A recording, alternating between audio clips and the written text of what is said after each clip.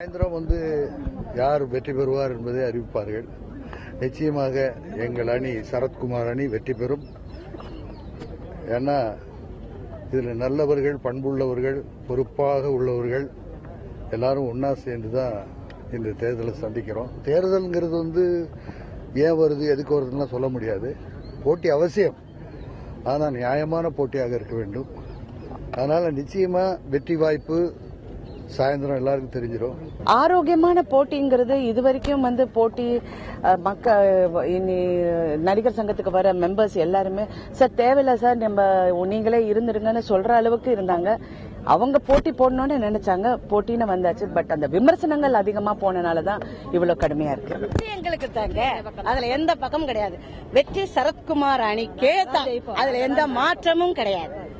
இதுக்கு மேல என்ன கணிப்பு நிறைய சொல்லிட்டாங்க பெரியவங்க எல்லாம். நன்றி நன்றி நன்றி நன்றி. நாங்கள் வெற்றி அடைவது உறுதி, நல்லது செய்வோம், அவ்வளவுதான்.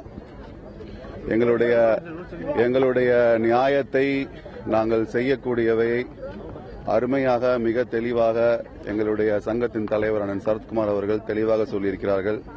ஆகவே எங்களுக்கு வெற்றி என்பது உறுதி. ஆனால் அந்த வெற்றி முழுமையாக வெற்றியாக அடைய வேண்டும் என்பது நாங்கள் ஆசைப்படுகிறோம்.